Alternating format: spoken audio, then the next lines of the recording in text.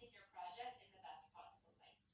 The next myth I'm going to debunk is that you have to have a big following in order to get traditionally published.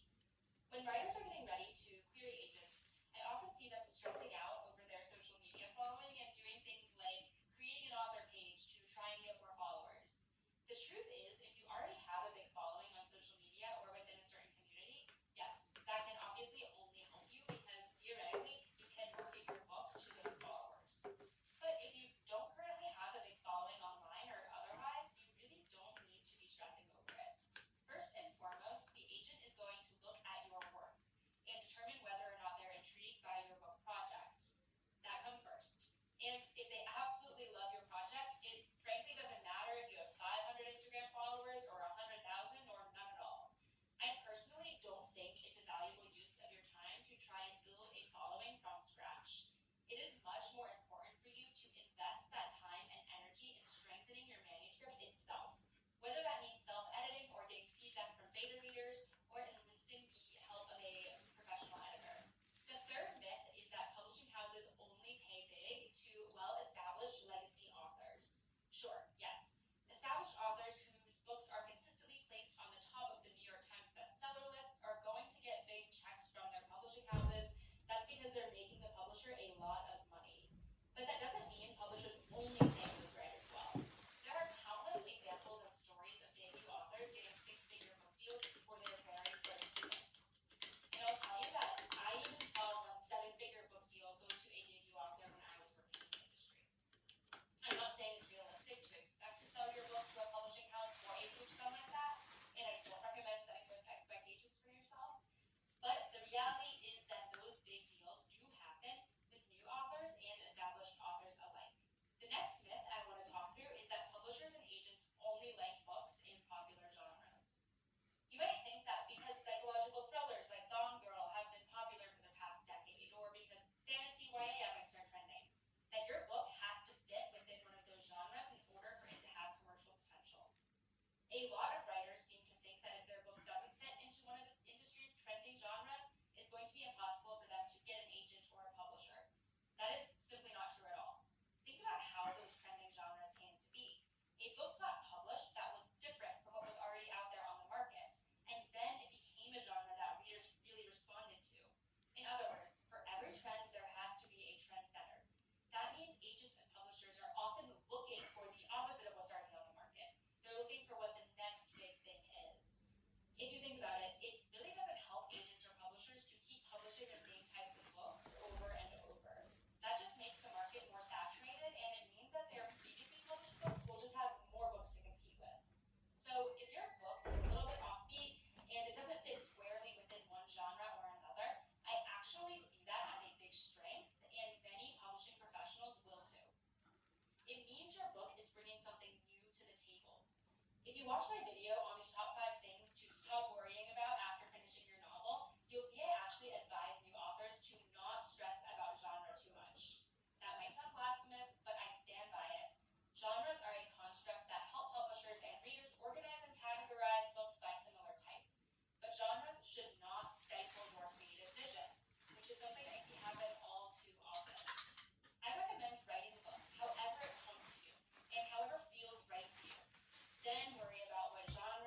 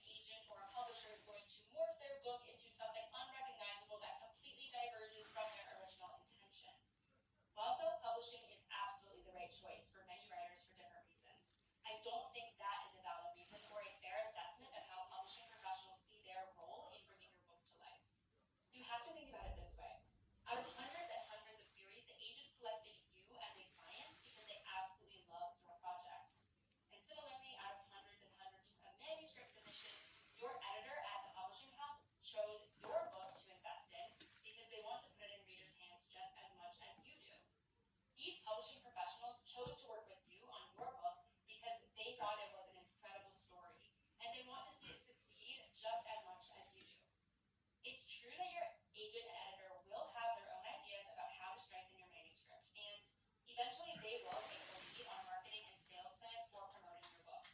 But they do all of this in the service of your project and with the best intention, to share it with as many readers as possible. I've never worked with an editor or agent who felt a sense of entitlement or ownership over their author's work, or who forced the writer to complete some kind of major reconstructive surgery on the book against their will. Your publishing team is a true source of support and partnership, and they will absolutely respect your creative vision. Those are some of the biggest myths I've seen floating around about the publishing industry.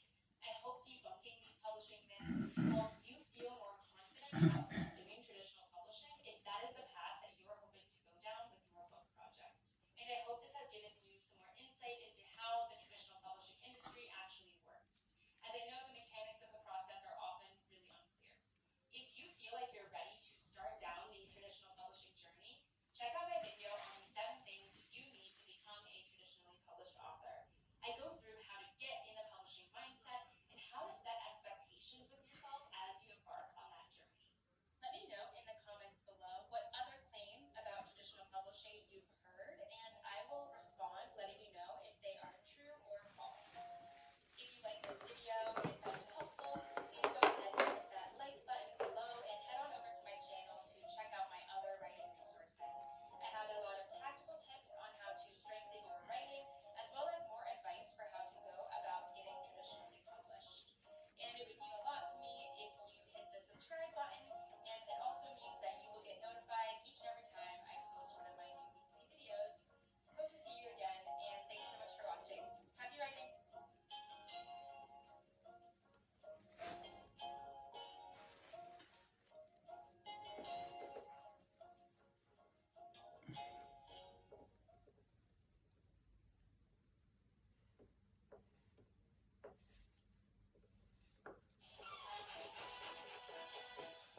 There's digging, and then there's super digging. There's food, and then there's Baker's Superfoods. Made with selected natural ingredients and tasty chicken. There's food, and then there's Baker's Superfoods. Hey there, my name is Costic, and I am a professional book editor. I worked at 2 of the big 5 U.S. publishing houses, as well as a leading literary agency. And one of the questions I get asked the most by my clients is, how do I get my book published by a big 5 house? I had no idea how the book publishing industry worked before I experienced it for myself, and it can be a very strange enigma of a world. Today, I'm going to demystify the publishing process and lay out the steps you'll need to take if you want to get your book accepted by a major publishing house. Now, when I refer to the big 5 publishers, I'm talking about the 5 biggest publishing houses in the US, and they dominate the book publishing market. Now, technically, with the recent acquisition of Simon & Schuster by Penguin Random House, there will only be big 4 going forward, but you'll still hear me and others refer to the major publishers as the big 5. Note that the process that I'm going to outline is geared towards novels, as that's primarily what I have experience with. And know that this video is going to be a really high-level overview into the publishing process, but I'll dive deeper into specific areas in future videos. So let's get started. Step 1, and this is a big one, is to finish your novel. You want to have a workable draft that you can revise and workshop and ultimately pitch to agents. This might be the hardest part of the whole process, so if you're watching this video and you have finished a draft of your novel, major congrats. It's honestly a huge achievement. So what do you do after you finish your first draft? It may be scary, but it's time to put it in the hands of readers. You might consult a group of trusted beta readers who could be friends or maybe members of a writing group. Or at this point, you might hire a professional editor for an editorial assessment, which is a big picture critique of what's working and what could be improved in your current draft. If you're interested in learning more about what an editorial assessment is and how it differs from a developmental edit, check out my video that outlines these 2 types of structural editing. Now, once your trusted readers or your editor have provided feedback, it is time to take a deep breath, sit back down with your draft, and revise. Allow this process to take as long as it needs to. Sometimes distancing yourself from your draft for a few months or even up to a year can give you the insight you need to come back to the pages with a fresh perspective. Once you have a revised draft, it may be time to share it with your beta readers or your editor again, which can be especially helpful if you're struggling to work out certain elements. But let's fast forward. Once you're happy with and confident in your revised draft, it's time to start thinking about literary agents. Your literary agent will be your partner in publishing. They will represent you and submit your novel to editors at the Big Five publishing houses, and you'll pay them a commission, which is a percentage of your book deal and sales. Big Five publishers don't typically accept unagented manuscripts, so if you have your heart set on being published by one of them, you're going to have to get an agent. But where do you start? There are tons of resources and databases out there that will help you find a literary agent that specializes in your genre. One trick is to flip to the acknowledgments section in the back of some of your favorite books to find the name of the author's agent. I recommend creating a dream list of agents who you want to reach out to.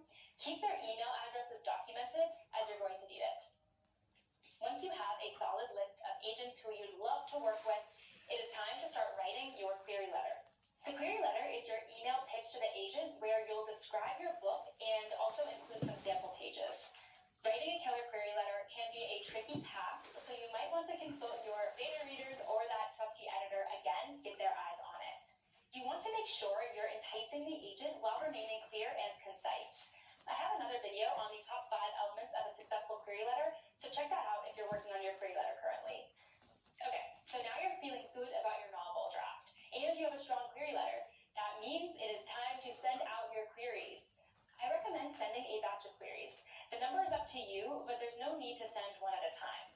I compare the querying process to fishing. You want to cast your net wide, and ultimately you really only need one to bite. Also, like fishing though, querying requires a lot of waiting and patience. Because agents' inboxes are typically flooded with queries, it can take weeks or even months for them to respond to yours. And in some cases, the hard truth is that you might never hear back from certain agents if they are just unable to respond to all of their queries. If you've received rejections from agents in the past, check out my video on the reasons why they may have rejected your project, and hopefully you're able to understand their perspective and the process a bit more. The important thing to remember with querying is that it is not personal. The best part is you can always continue reaching out to new agents and sending out additional batches of queries. I recommend keeping a tracker like an Excel file or a Google Sheet where you log who you reached out to and when and if you got a response.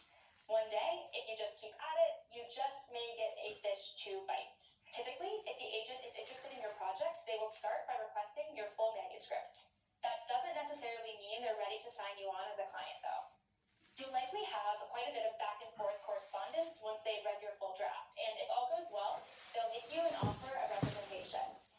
I wish I could say that the offer of representation is your golden ticket to publishing, but it still doesn't guarantee that your novel will be accepted by a Big Five publishing house. Firstly, the agent will more likely than not have their own suggestions on ways to improve and strengthen your book, and they will help bring their expertise to allow you to position your book in the marketplace. That's all to say that you can expect to complete some more revisions to your manuscript before the publishers even lay their eyes on it. Then, once you and your agent are feeling good about your draft and your positioning, the agent will submit the novel to editors at the publishing houses for consideration. They write a pitch similar to your query letter, but it's directed at specific editors within the publishing houses. If one of the editors likes your novel, they will make an offer with your agent, and that's your golden ticket. You'll sign the book deal and start planning your collaboration with the editor at the publishing house. There's a lot that happens after that point as you work with your editor, but I'll stop here at the book deal because that's the biggest milestone. Those are the steps to getting a book published at a Big Five house, in a nutshell. Again, this has been a really high-level overview, but I hope it gives you some behind-the-scenes insight into how the process works to get novels published and on the shelves at bookstores. If you found this video helpful, please hit the like button below and head on over to my channel where I have a lot of other publishing resources as well as advice on how to strengthen your novel or book project. I'd love to connect and hear more about where you're at on the writing journey, so leave me a comment below letting me know what you would like to learn more about as it relates to getting a book published at one of the Big Five publishing houses. If you like my channel, please hit that subscribe button so that you will get notified every time I post one of my new weekly videos. Thanks so much for watching and happy writing.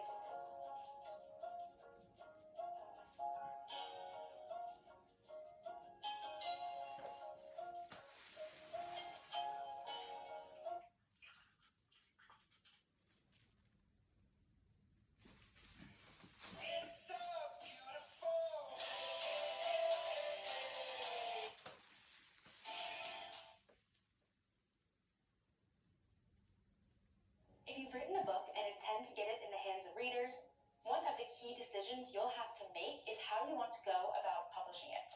Historically, the only way to publish a book was to have it printed and distributed by a publishing house.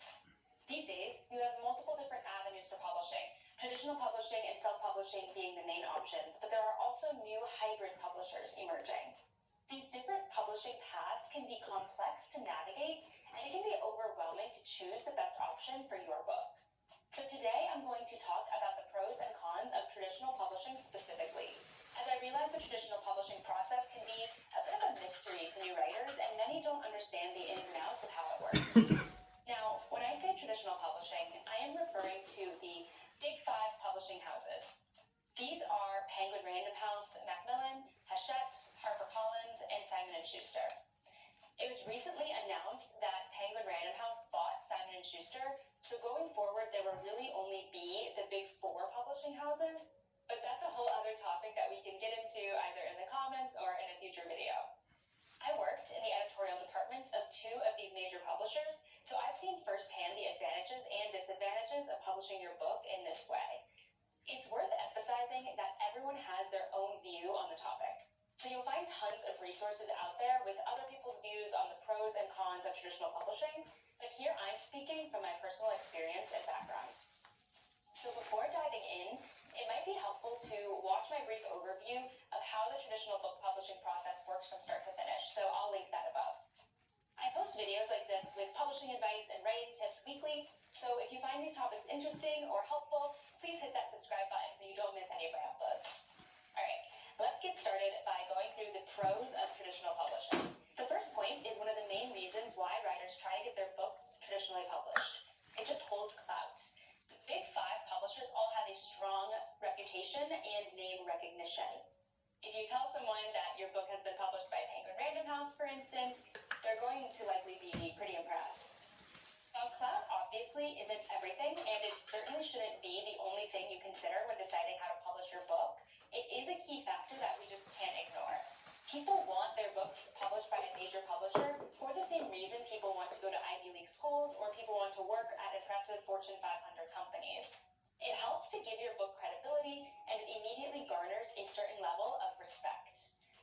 The second pro of traditional publishing is that these publishing houses have a wide distribution network, meaning you will get to see your books in classic brick-and-mortar stores like Barnes & Noble. In some cases, you might even see your book at airport newsstands or translated into other languages and distributed in other countries. The big five publishers all have relationships with the main book distributors in the US, so they're able to get a lot of visibility for your book. If you don't publish traditionally, it'll be much less likely for a distributor, especially a big corporate one like Barnes & Noble, to agree to stock your book. So if your dream is to see your book sitting on the shelves next to some of your favorite authors, your best bet is to go the traditional publishing route. The third pro of traditional publishing is that you'll get to work with a professional team. This includes, at a minimum, your literary agent and your editor at the publishing house. Working with these publishing professionals means you're going to have some of the absolute best editorial minds working with you on your book. Your agent and editor are both going to offer invaluable feedback on how to strengthen your manuscript and position it for success in the market, because they understand what readers are looking for and they care deeply about your story. That type of support is, at least in my opinion, invaluable if you are serious about becoming a successful author.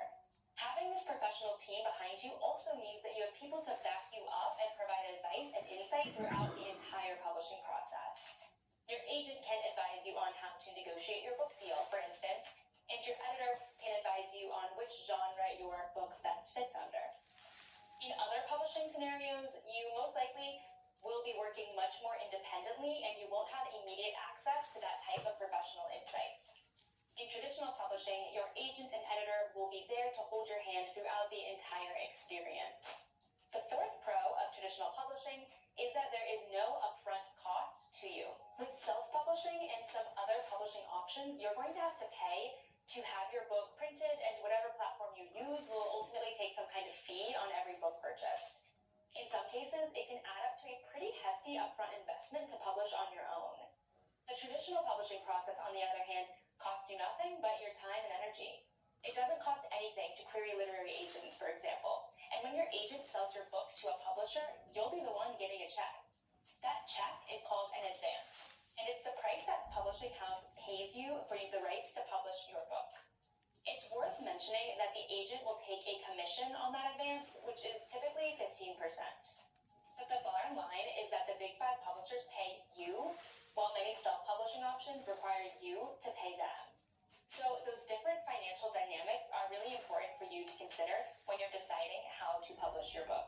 The final pro of traditional publishing is that the publishing house will bear most of the burden of marketing and sales. When I talk to authors who are hoping to publish their first book, many have anxiety about how to advertise it and how to find their readership. Writers often wonder, for instance, if they need to have a huge social following to be successful in publishing. The good news is that with traditional publishing, most of the marketing and sales work will be on the publishing house. After all, the publishing house will have dedicated marketing and sales teams who are committed to getting your book in readers' hands. You will, of course, be looped in on any marketing and sales plans related to your book, but you won't be expected to make those plans from scratch or do a ton of self-promotion. So if marketing and promoting your book make you feel a bit squeamish, this is a big advantage of going through the traditional route. So now that we've talked through the biggest pros to traditional publishing, we need to talk about the main cons. The first con with traditional publishing is simply the amount of time it takes to get your book published by a major publisher. First, you have to embark on the journey of finding a literary agent, which can take months or even years. This involves writing a pitch letter called a query letter and sending it along with some sample pages of your manuscript to the agent for their consideration. If you're in the process of trying to find a literary agent, check out my video on the top 5 elements of a successful query letter, which points out some helpful tips and tricks to ensure your query letter catches their attention. So then, after you find an agent, it can take a while for them to find an editor who is ready to make you a book deal offer. In some cases, the first editor that the agent reaches out to will be interested and will make an offer. But in other cases, the agent has to reach out to a dozen editors before someone bites. So it will take some time to close the book deal. Then, after the book deal is signed, you're going to have to play another waiting game. On average, it will take a minimum of a year for a publishing house to release a book after signing the book deal with an author. But sometimes it can take 2 or even 3 years. That's because the book will go through several rounds of editing, including developmental editing with your main editor, as well as copy editing and proofreading. Then the book has to be formatted, the cover has to be designed, and the marketing and sales plans have to be solidified. Then, of course, the book has to actually be printed. So the traditional route is a long process. There's no doubt about that. You will need a lot of patience if you decide that this is the right publishing path for you. The second con of traditional publishing isn't necessarily a true con, but to some writers it might be. You must be willing to collaborate if you want to be traditionally published. As I discussed before, you will have a whole publishing team behind you, and you'll need to be willing to work with both your agent and your editor on revisions in order to make your book a success. You will also need to be willing to collaborate on things like the cover design. While the publishing house will do everything they can to retain your creative vision, they are also ultimately the professionals, so you'll need to be open to listening to their advice. If you want things done your way and your way alone, you should opt for another publishing avenue. The final con of traditional publishing is something I alluded to earlier. You will ultimately be sharing the profits that you make on your book. Your agent will take 15% of your book deal advance, as well as 15% of any royalties that you make on your book sales. Now, keep in mind that you will retain the other 85%, and remember that I said traditional publishing involves no upfront costs. But the bottom line is that you do have to be willing to pay that agent commission if you want to be traditionally published. So there you have the main pros and cons of traditional publishing. I want to end by emphasizing the fact that traditional publishing is simply not the right path for everyone or every book, and that is completely okay. If this video has convinced you that traditional publishing is the right path for you, check out my other video on the 7 things you need to become a traditionally published author, which should help set you up for success on your publishing journey. Are you hoping to traditionally publish or self-publish? I'd love to hear more about where you're at on your publishing journey, and feel free to leave me any questions in the comments below about the publishing process. I'd love to help you out. And if you like this video and found it helpful, please subscribe to my channel. I promise to keep bringing you publishing advice and writing tips every every single week. Thanks so much for watching and happy writing.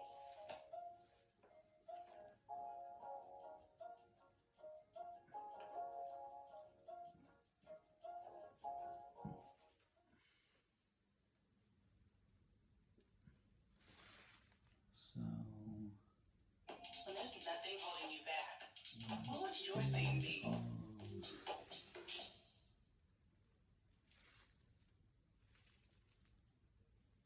Finding a literary agent can sometimes feel as impossible as trying to find a unicorn in the wild.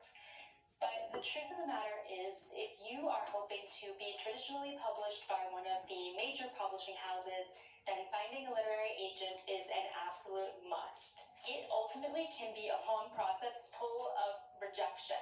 But I want to keep your hopes up because it is possible to find a literary agent. It just takes a lot of perseverance, dedication, and patience.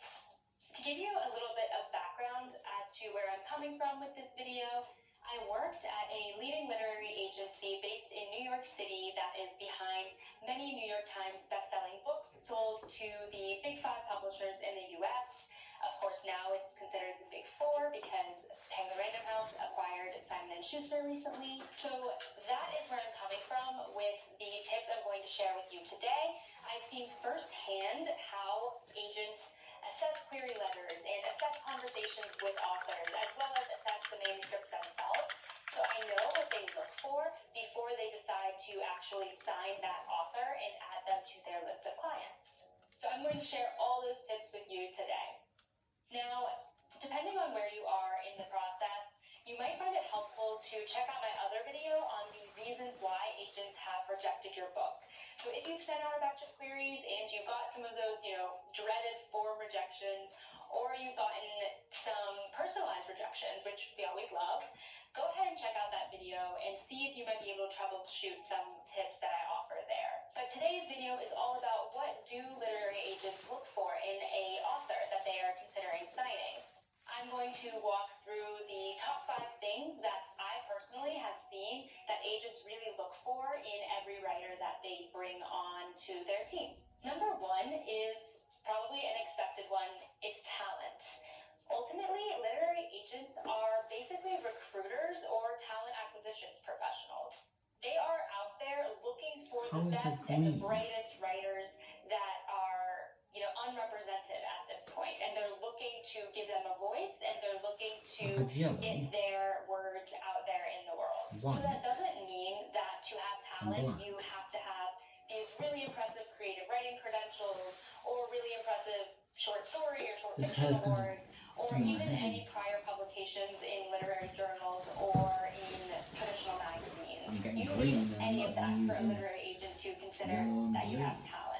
Really, what they're going to look at are your sample pages that you attach to the query letter. And they're going to assess that more than they assess any types of impressive credentials that you throw into the query letter. That said, if you do have an MFA, or you did win a short story award, or you do have some prior publications from your journalism career, potentially, those are all valuable things to mention in your query letter. I just want to let you know that if you don't have those things, that isn't game over, because again, they are always interested in finding writers, even if they have no type of professional writing experience up until this point. The second thing that agents are really looking for in a writer that they're considering bringing on is a long-term partnership.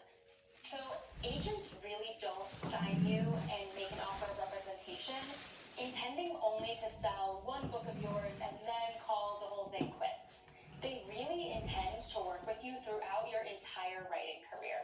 And the agents I work with have been working with their authors for several years, or even like a decade in some cases. So they really are looking for that long-term partnership. I like to say that the agent and author relationship really is similar to like at-will employment. It is understood that when you sign that offer of representation that you are going to be working together for the foreseeable future, but either of you could end that arrangement at any given time. But again, that intention is to stay together for the foreseeable future. This means that the agent is going to be really interested in what future ideas you have for book projects. So if they are intrigued by the project that you're pitching them in their query letter, a follow-up conversation that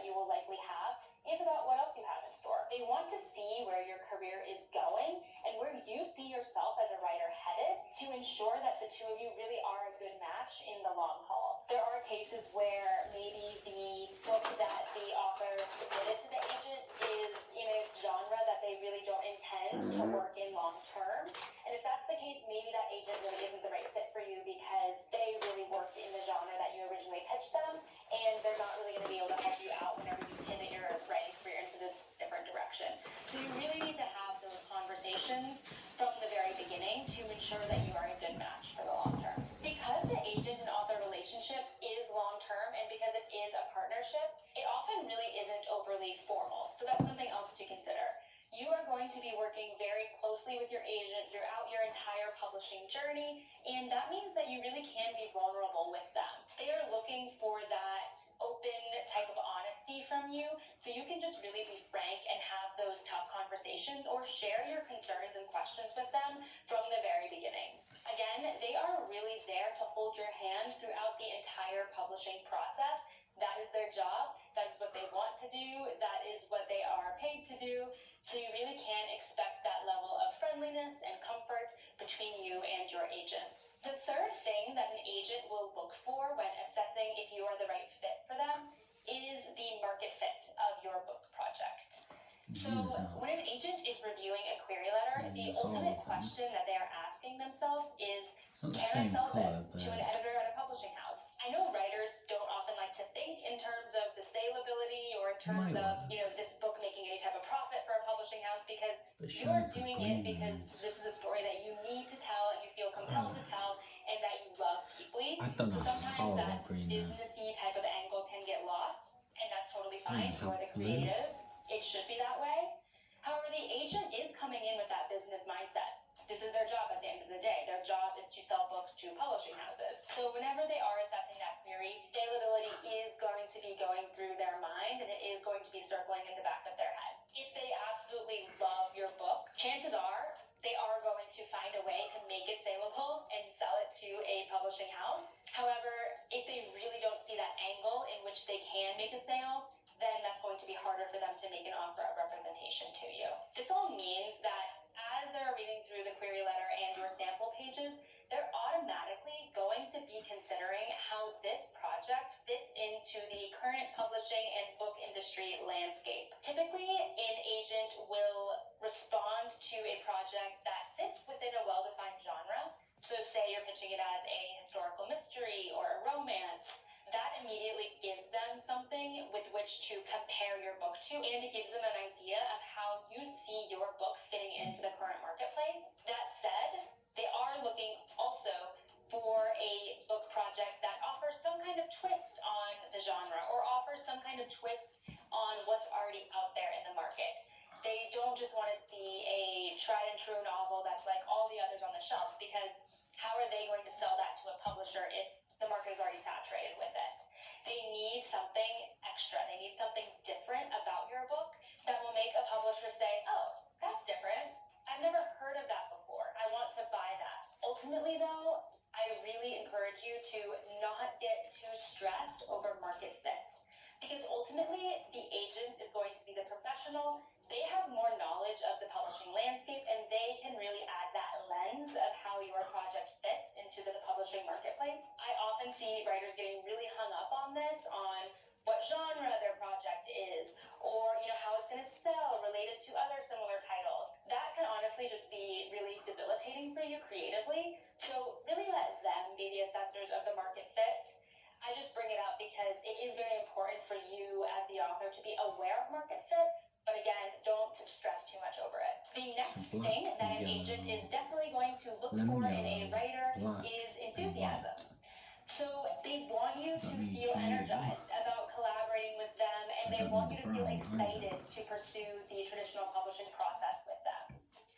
One trick that I have, and I tell every writer that I work with on query letters, is to personalize your query letter to every individual agent. So I recommend making this the very first line of your query letter. You address it to the agent, and then you immediately explain why you're reaching out to them and why you're excited to work with them.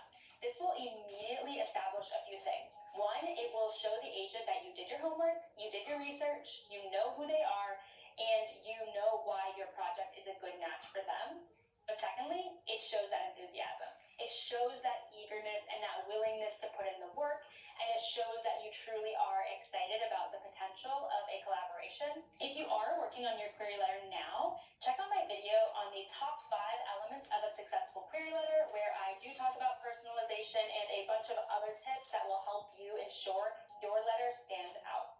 So again, ultimately your agent is trying to sell your book to the publishing house, so they really need to be able to have the confidence to say that you're excited and that you're willing to put in whatever work is required of you to close the deal, because the publisher also will need to see that enthusiasm from you.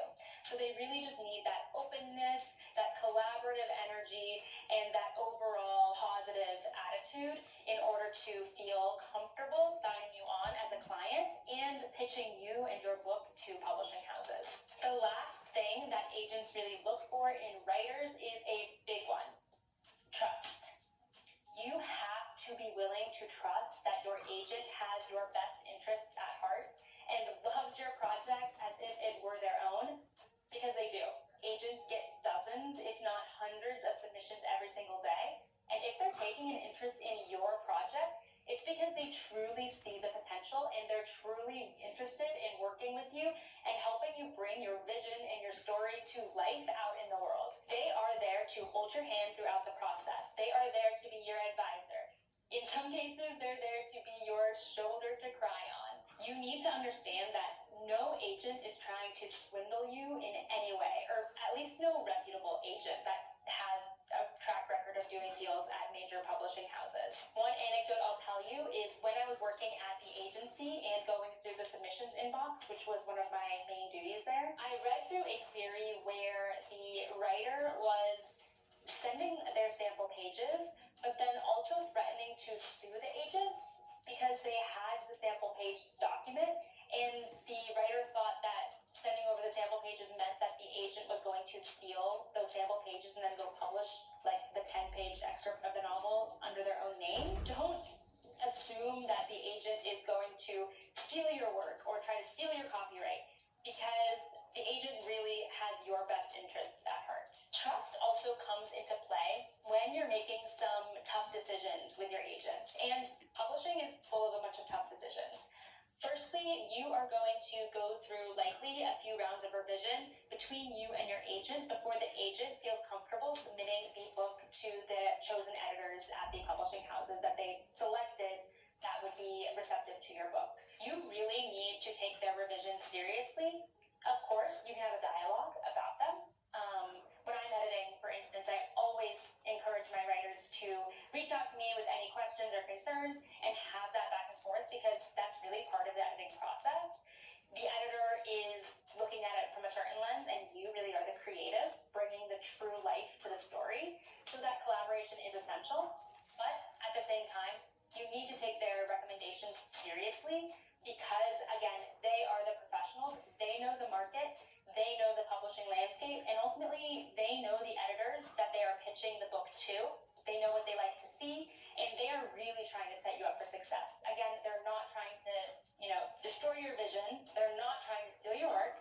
They are trying to set you up for the most success possible, because your success is their success. So those are the top 5 things that agents are looking for in writers. I really hope it helps give you a perspective of how they determine who they're going to ultimately work with and why. If you have any questions at all about the querying process or how to go about finding a literary agent, leave them in the comments below and I will read through and offer you as much advice as I can. I'd love to hear more about where you're at on your publishing journey, so don't hesitate to get in touch and I'd love to connect. If you found this video helpful, it would mean a lot to me if you hit that like button below and if you checked out the other videos on my channel. I offer a lot of publishing advice like today's video, as well as writing tips for authors who are working on a full-length book project. If you find this type of content helpful, hit that subscribe button and you will be notified every time I post. Thanks so much for watching and happy writing.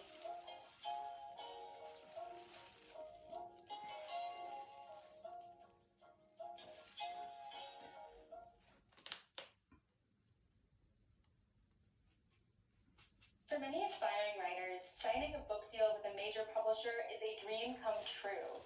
But what actually actually goes into a book deal, and what does it entail? What are the terms and conditions of the contract, and what does it look like? Today I'm going to walk through the art of the book deal and tell you everything you need to know about what goes into that book deal contract. Book deals have unique terms and conditions and phrasing that may be unfamiliar to writers who are signing a book deal for the very first time. So today I'm going to talk through what some of those terms and conditions may be, as well as the financial arrangements that you can expect whenever you are signing a book deal with a major publishing house. If you're unfamiliar with how the traditional book publishing process works, I recommend checking out my video on how to get a book published by a Big 5 publishing house. That will walk you through step by step what you need to do in order to get a book deal with a major publisher. This video really picks up where that video left off. So to give you some background on where I'm coming from with the information in this video, I worked at 2 of the major US publishing houses, and part of my role there included reviewing the contract terms and acting as the liaison between our contracts team, finance team, and the author. So I've firsthand seen a lot of these contracts and know exactly what types of terminology goes into them and what types of negotiations also happen between the author and the publisher at the time of the book deal. I also took a course called the Business of Book Publishing at NYU, where I'm going to pull some information from as well. That course was really illuminating because oftentimes, we hear that publishing is a dead industry or publishing is not a profitable industry, and that course really showed how publishers actually do make money. Obviously, there are several publishers doing well financially today, producing books.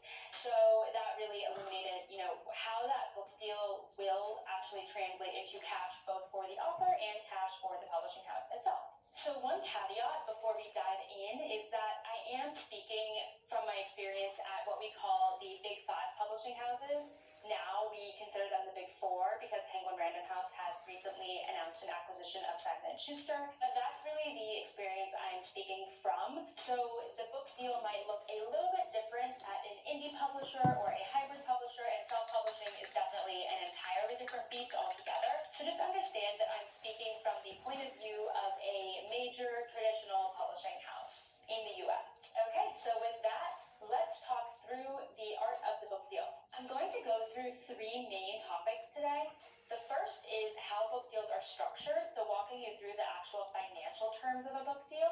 And then secondly, I'm going to talk a little bit about how publishers actually go about valuing a book.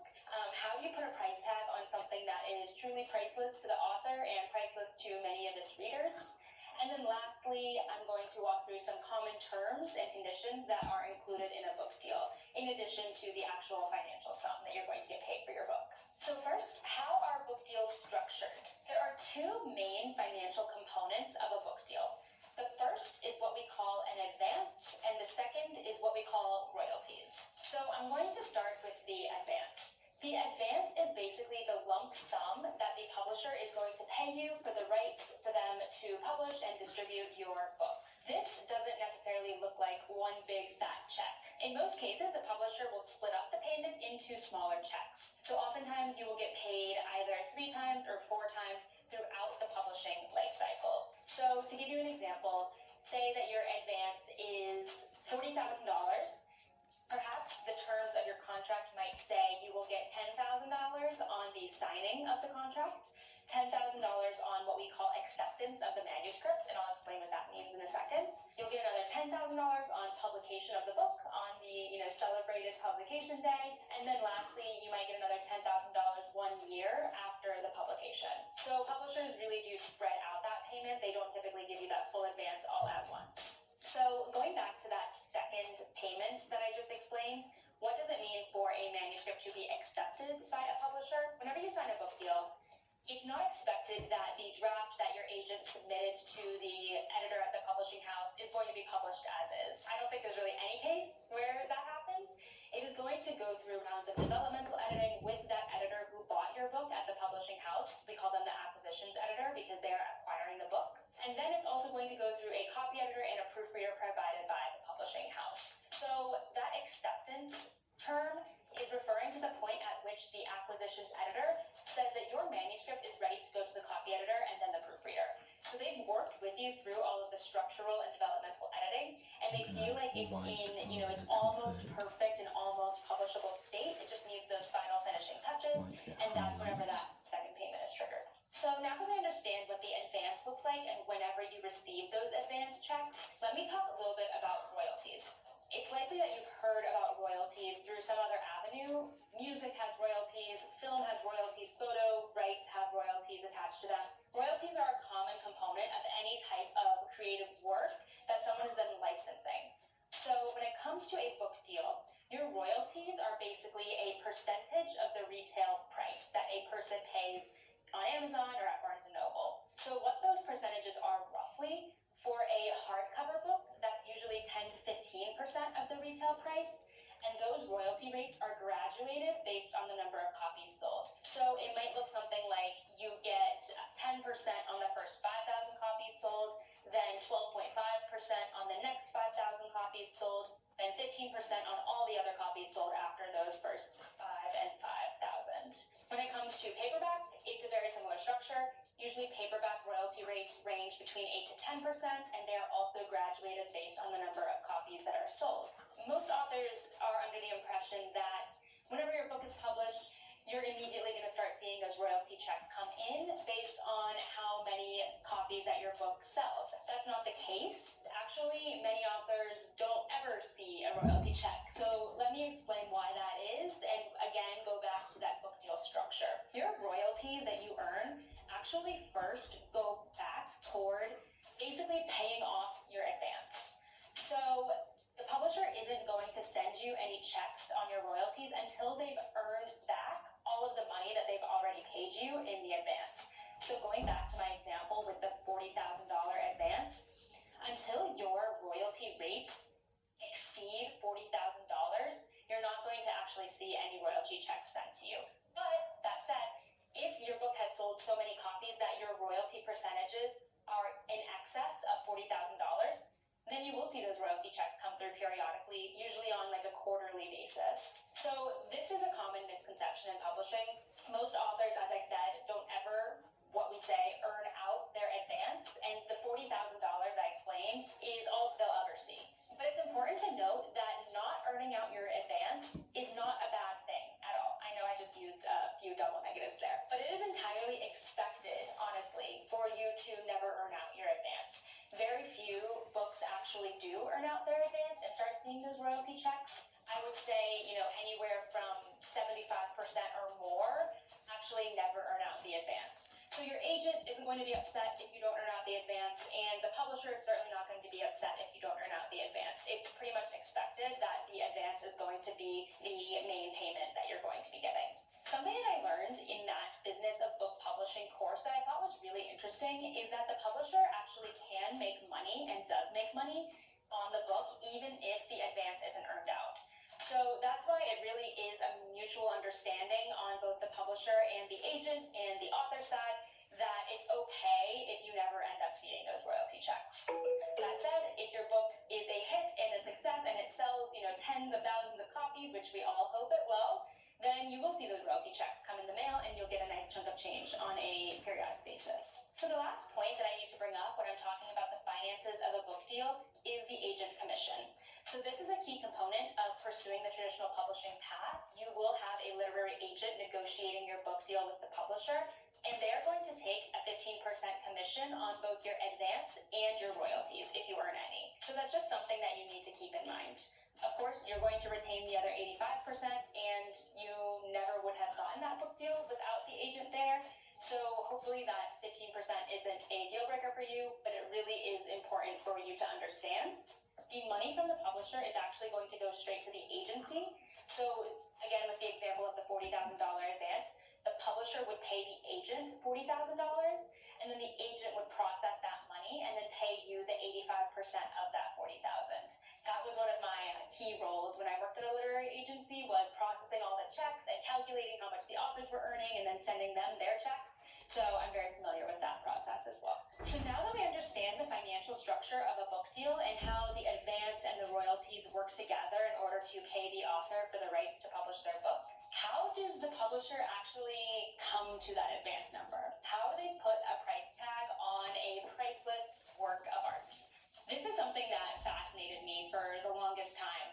And it's something that actually has a lot of math and a lot of quantitative analysis that goes into it, which honestly really surprised me. Because how do you actually put a price on a creative work? Publishers have a pretty regimented process that they use in order to calculate that advance number, so that 40,000 quote unquote that I came up with earlier. The process through which publishers come up with the advance is through what we call a profit and loss statement. So say that an acquisitions editor is interested in a submission that an agent sends to them.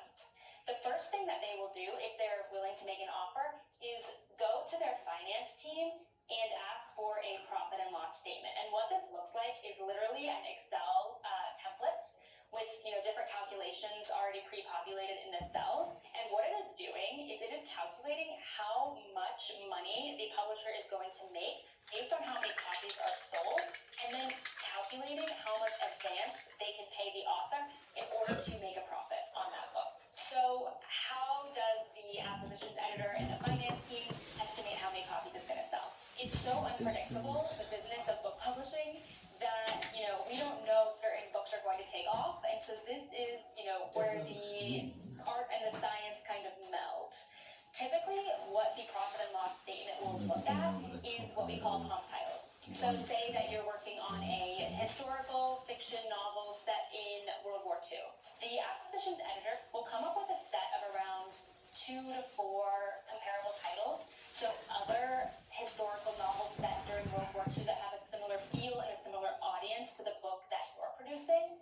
And then they will go look in their databases to see how much those books sold, and then they will use those numbers to then calculate. So what's interesting is they will actually look at how much each of those comp titles sold in hardcover, in paperback, and in ebook, because each of those different formats has a different profit margin. The acquisitions editor will kind of estimate what they can expect to sell on each of those based on those comp titles that were published recently, and then the profit and loss statement will spit out a advance number that is around what the acquisitions editor can feel comfortable offering in order to ensure that they are making a profit back to the publishing house. So there is another key element that impacts what that advance number is going to be. The profit and loss statement gives the publisher a starting point, but like any deal, a book deal is a negotiation at the end of the day.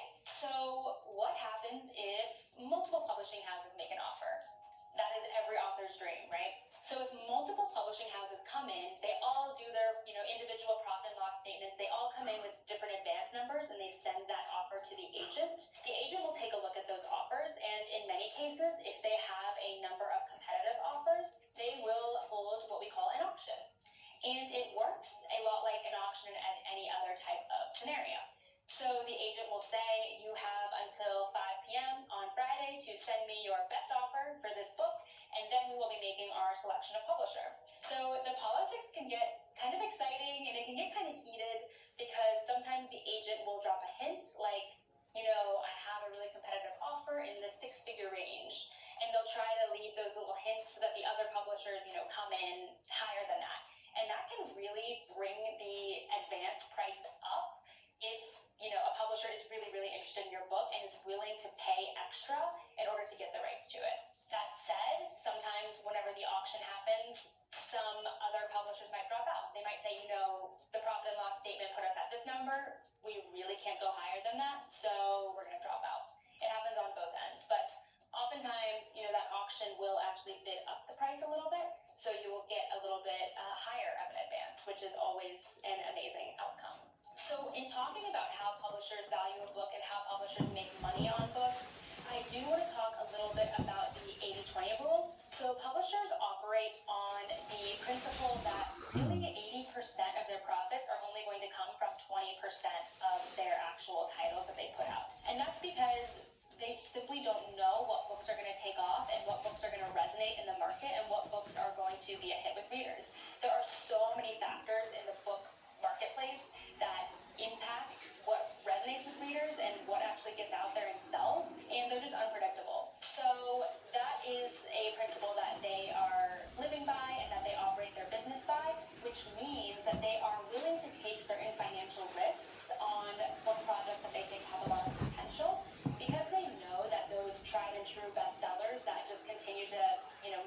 cash for them, we'll be able to cover any losses that they might have because they bid up the price a little bit on a book project that they were really interested in acquiring. A question I get asked all the time, and I understand why, is, what can I expect to make on my advance from a major publishing house? This is a really tough question to answer, and I hesitate to give any type of answer, but you heard me throw around that $40,000 example. I'm not going to say that's the average. I'm not going to say, anything about that number. What I will say is that typically at a major publishing house, you're really not going to see a book deal go for less than, say, $10,000. That's not really something that's worth all the production costs that the publisher is going to put into distributing your book. So I really wouldn't expect anything lower than $10,000. However, on the upper range, when you're talking about six figures and up from there, that's really considered a big book deal. I will say, one anecdotal story. I was working on a team where they sold a writer's very first novel for $1 million. And that was a situation in which multiple publishers were interested and they went to auction and bid up the price. And, that was extremely exciting to see, but that is the exception, not the rule. But I'll throw it out there because, it was a debut author and their advance was $1 million. So it does happen. I'm not going to say that you should expect that at all, but, it is a sky-high dream. So the last area that I want to cover today is common book deal terms. Like I've gone over, book deals are unlike any other type of deal or contract that you're going to encounter out there in the world. So there are some specific terms and conditions that you should be aware of if you're an author who is hoping to eventually get a book deal by a major publisher. So the first term that will be specified in your contract is the language. This is specifying whether the publisher has the rights just to publish the book in English, or if they have the rights to distribute it in other languages as well. The second term will be subsidiary rights. This is also referred to as just sub-rights. This refers to other types of editions of your book, so large prints, as well as audio rights. That's a really, really big one.